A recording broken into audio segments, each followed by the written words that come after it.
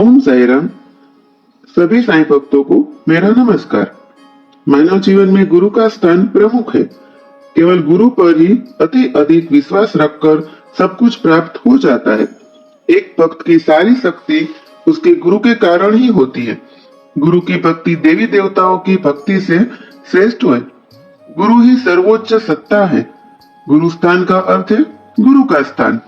यह वह जगह है जहाँ बाबा ने अपना अधिकांश समय तब बिताया था जब वह पहली बार शिरडी आए थे, और यह वह जगह भी है जहाँ बाबा के अनुसार उनके अपने गुरु की समाधि नीम के पेड़ के पास स्थित है। इसलिए गुरु स्थान शिरडी के सबसे महत्वपूर्ण स्थानों में से एक है। नीम के पेड़ के नीचे से एक भूमिगत सुरंग या मार्ग है जो द्वारका माई के स्थान तक जाता है, जैसा कि एक बूढ़ी महिला ने बताया था। एक बार जब कुछ गांव के लोगों ने नीम के पेड़ के पीछे साठेवाड़े के लिए नींव खोद रहे थे, तो उन्होंने मिट्टी में कुछ ईंटें दिखाई दी और ऐसा लग रहा था जैसे कोई सुरंग खुल रही हो। आगे बढ़ना है या नहीं, इसके बारे में अनिश्चित होने पर उन्होंने बाबा से पूछा कि उन्हें क्या करना चाहिए। उन्होंने उनसे कहा कि यह उनके पूर्वजों की समाधि स्थल है और बेहतर होगा कि उन्हें परेशान न किया जाए। साहित्य में बाबा के गुरु के कई संदर्भ दर्ज है, लेकिन वे कुछ हद तक रहस्यमय है और यह स्पष्ट नहीं है कि वह अपने वर्तमान जीवन काल में किसी गुरु का जिक्र कर रहे थे या पिछले जीवन में। गुरु स्थान पर भक्त का ध्यान सबसे पहले जिस चीज पर जाता है वह है विशाल नीम का पेड़। इस पेड़ के कुछ वर्षों तक बाबा को आश्रय दिया जब वे इसके नीचे रहे। नीम में कई औषधीय गुण होते हैं, हालांकि इसकी पत्तियां बेहद कड़वी होती है। हालांकि कुछ लोगों ने एक बार बताया था कि एक शाखा की पत्तियां मीठी थी। उनके लिए यह बाबा की कृपा का प्रतीक था। अन्य लोग इसे पेड़ की असाधारण पवित्रता के प्रमाण के रूप में देखते हैं। नीम के पेड़ से जुड़ी एक घटना से पता चलता है कि बाबा कितने व्यवहारिक थे। 1900 के दशक की शुरुआत में बाबा के मस्जिद में चले जाने के बाद साठेवाड़ा पर निर्माण कार्य पेड़ की एक लंबी शाखा के कारण बाधित हो गया था। हालांकि कोई भी इसे हटाना नहीं चाहता था, क्योंकि यह पेड़ बाबा के नीचे रहने से पवित्र हो गया था। जब बाबा से सलाह मांगी गई तो उन्होंने गांव के लोगों से कहा कि निर्माण में जो भी हस्तक्षेप कर रहा हो उसे काट दो, भले ही वह हमारा अपना भ्रूण हो जो गर्भ में पड़ा हो, हमें इसे काटना होगा। लेकिन बाबा के इस स्पष्ट निर्देश के बावजूद किसी ने भी पेड़ के साथ हस्तक्षेप करने की हिम्मत नहीं की। अंततः बाबा स्वयं ऊपर चढ़ गए और शाखा काट दी। पेड़ की छंटाई करने में गांव के लोगों की अनिच्छा का एक और कारण हो सकता है कि कुछ समय पहले एक लड़का इसे काटने के लिए पेड़ पर चढ़ा था और जमीन पर गिरकर मर गया था। उस समय बाबा जो मस्जिद में थे, उन्होंने संकटपूर्ण स्वर में शंख बजाया अपने हाथों से। बाबा कभी कभी ऐसा तब करते थे जब कोई व्यक्ति बहुत खतरे में होता था। हालांकि वह मस्जिद में देख नहीं सकते थे कि गुरुस्थान पर क्या हो रहा था।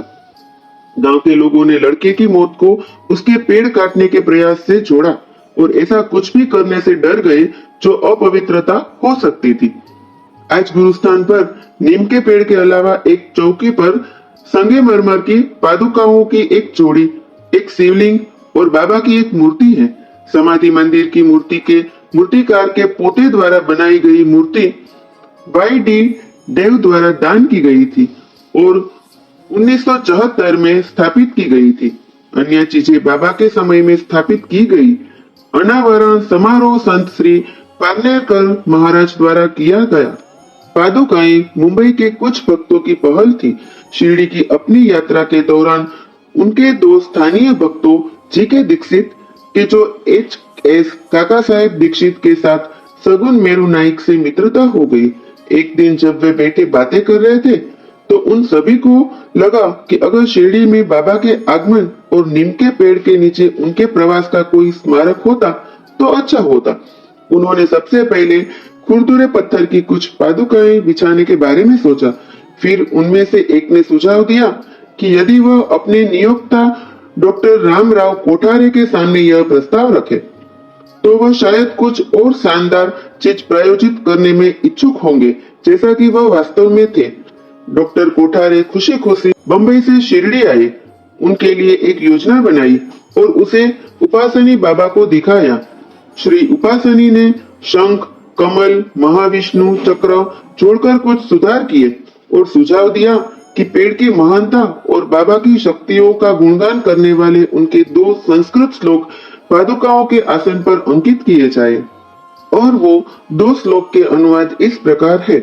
मैं भगवान साईनाथ को नमन करता हूँ, जो अपने निरंतर प्रवास से नीम के पेड़ का पेड़, जो हालांकि कड़वा और अप्रिय फिर भी अमृत झर रहा था, उससे भी अच्छा बना दिया। मनोकामना पूर्ण करने वाला वृक्ष मैं भगवान साईनाथ को नमन करता हूँ, जो हमेशा नीम के पेड़ के नीचे आराम करने में आनंद आता है।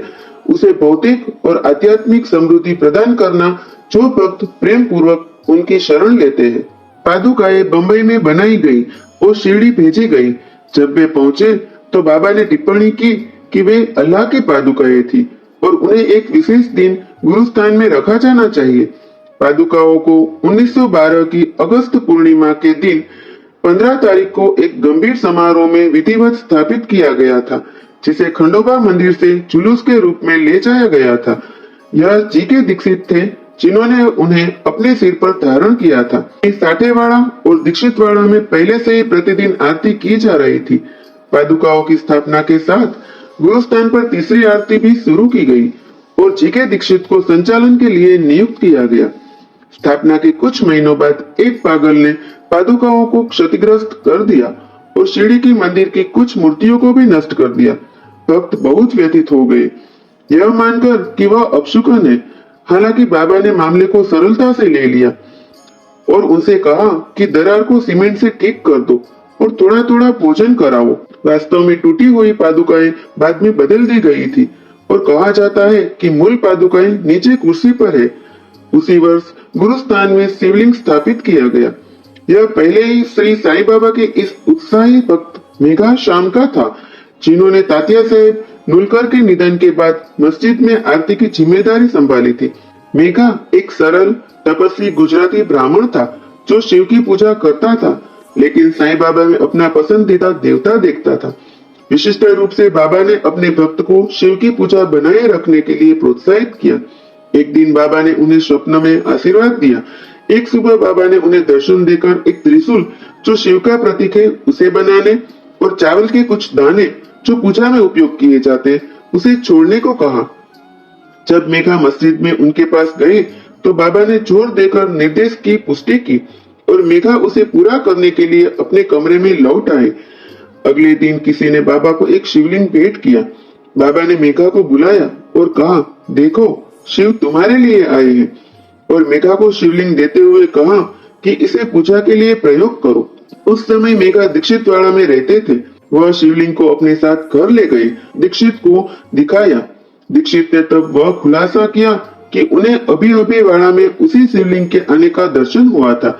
मेघा ने अपने जीवन के अंत तक इस शिवलिंग की बड़े समर्पण भाव से पूजा की।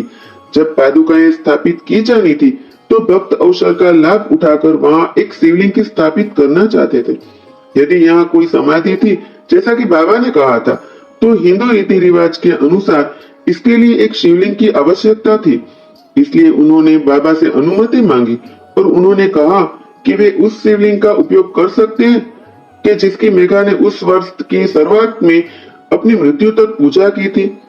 तो अब जो शिवलिंग हम वहां देखते हैं वह वही है जो बाबा ने प्रेम पूर्वक मेघा को सौंपा था। बाबा के जीवन काल के दौरान गुरु स्थान पूरी तरह से खुला था और अब जो पूरी तरह से पक्का और घिरा हुआ क्षेत्र बन गया है, उससे काफी अलग दिखता था। श्री साईं बाबा ने कहा कि जो कोई गुरुवार और शुक्रवार को यहाँ धूप जलाएगा और सफाई करेगा, उसे अल्लाह आशीर्वाद देगा। गुरुवार हिंदुओं के लिए पवित्र है और शुक्रवार मुसलमानों के लिए पवित्र है।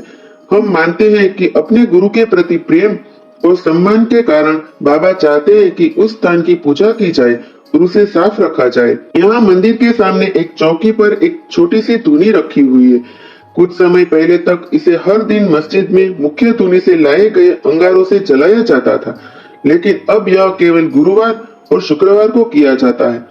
अंत में गुरुस्थान छोड़ने से पहले आइए हम शक्तिशाली नीम के पेड़ पर लौटे। 1980 के बाद से अधिक भक्तों ने पेड़ और इस प्रकार समाधि के चारों ओर प्रदक्षिणा करना शुरू कर दिया था। अब यहाँ अक्सर दिन रात बड़ी संख्या में लोगों को आते जाते देखा जा सकता है। दूसरों को लगता है कि गुरुस्थान शांति से बैठने के लिए एक शक्तिशाली स्थान है। कुछ लोग वृक्ष को गुरु की कृपा का प्रतीक मानते हैं, जिसके तहत मानवता आश्रय और सुरक्षा प्राप्त कर सकती है। गुरु स्थान के ठीक सामने दीक्षितवाड़ा के पूर्व में नीम के पेड़ के सामने, जहाँ हाल ही में एक खुला थिएटर बनाया गया है, वहाँ एक तकिया या छोटा शेड हुआ करता था। तकिया फकीर के लिए एक विश्राम स्थल है और जब बाबा पहली बार शिरडी आए थे तो उन्होंने कभी कभी यहाँ रात भी बिताई थी। साईं बाबा को संगीत और नृत्य से बहुत प्रेम था। अपने शुरुआती दिनों में वह अक्सर तकिया से चलते थे और भक्ति गीत गाते थे, आमतौर पर अरबी या फारसी में या कबीर के गीत। उनकी आवाज को बहुत मधुर और आकर्षक बताया गया है। कभी कभी वह घंटिया और घुंघरू पहनते थे और गाते समय आनंद से नाचते थे। शायद उन फकीरों की संगति में जो 1 या 2 रात के लिए वहां ठहरते थे। भले ही तकिया अब वहां नहीं है, कोई भी आसानी से परम भक्ति के उन दृश्यों की कल्पना कर सकता है जो रात के समय यहाँ रचनात्मक रूप से प्रस्तुत किए गए थे। आज हमने शिरडी में साईं बाबा के मंदिर के परिसर में गुरुस्थान है, उसके बारे में गहराई से थोड़ा जाना। सभी साईं भक्तों को मेरा प्रणाम। ओम साईं राम।